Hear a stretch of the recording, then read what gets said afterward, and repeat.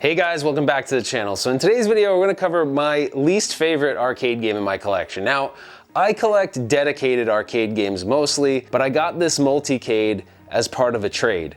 It was a bunch of other things, but this came as part of it. It's the Chicago Gaming Company. It's the Ultimate Arcade 2 Plus. I guess this one was kind of rare. They didn't make many of the 2 Pluses. My problem with it really is that I'm not the biggest fan of these Multicade devices. It does have some positives though. It has a really, really nice CRT. The CRT looks amazing. It's bright and tight and looks great. The game selection's actually good. The problem is a lot of the emulation isn't good. It uses a super underpowered little single board computer that I'll show you in a second. The joysticks are actually decent. It uses Cherry micro switches. They have HAP buttons with Cherry micro switches, so it's not like they skimped on the parts. It doesn't have a coin door because this isn't meant to be put in a facility in like an arcade or a bar or anything. It's just strictly made for home use. These things were also super expensive. I want to say they were like $3,500 to $5,000 when they came out. But I just feel like for paying that amount of money, you obviously have a bunch of licensed games because they worked with Atari and Capcom. You can see they have Atari, Capcom, Incredible Technologies, Midway, Taito. So they have a bunch of different companies they worked with. So all the games are licensed and that's cool, but the emulation of them are not great. And then some of the games actually have unique controls like Joust, and it becomes really hard to play Joust in this type of a configuration. So while I think this might be okay for the super casual, I'm just not a big fan. So I'm gonna open this up so you can see what runs this thing. Okay, so to get inside it, you just kind of like lift this up and then you just push this up. It's like a shelf. And that's the single board computer that runs this. It's very, very underpowered. So that's the thing. I think with some of the games you get screen tearing and stuff like that, and it's just because it's an underpowered processor, which kind of shocks me because of the fact that they worked with all these manufacturers like Atari and Capcom and Incredible and Midway. Like, I'm shocked that they would allow it or approve it when some of the emulation isn't great. But like I said, in the control panel they use good parts. You can see these are Cherry micro switches, these are HAP buttons. So they used good parts. I think it even has a HAP trackball. Let's see. Yeah, it does. It has a HAP trackball too. So they didn't skimp on parts. Like, it's really a commercial grade device. I'd say the real Achilles heel to this thing is definitely the single board computer. You could run a Pandora's box and it would work better than this. So it's just kind of one of those things, you know, I think for a casual it might be totally fine, but for me, I just feel like if I'm gonna pay this amount of money, even though I got it in a trade and I did not pay retail for it, it just doesn't seem worth it to me.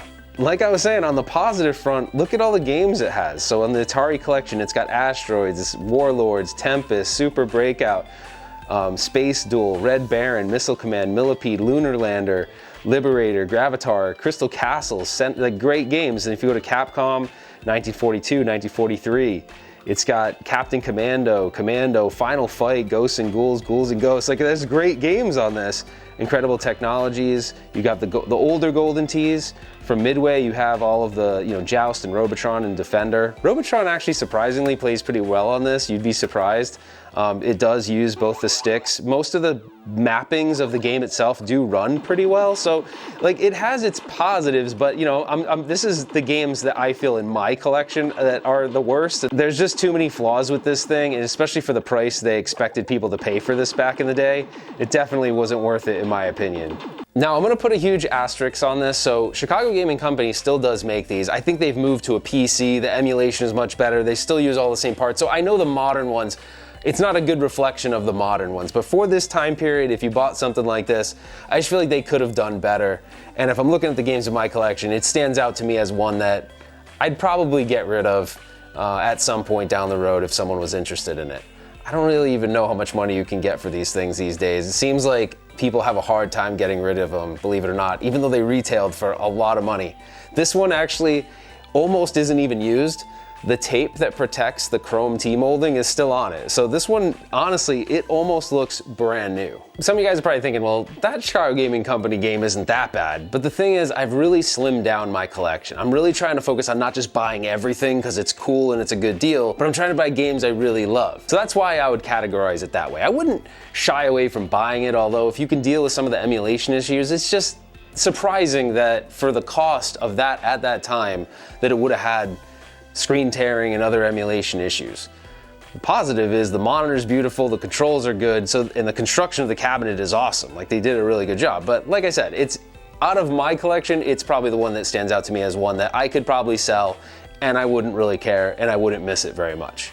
So hopefully you guys enjoyed this video. Let me know if you have an arcade collection, what would you consider your least favorite game in your collection, because I know we all have them. And put your comments below. I want to hear from you. And that's it for now. We will see you on the next one.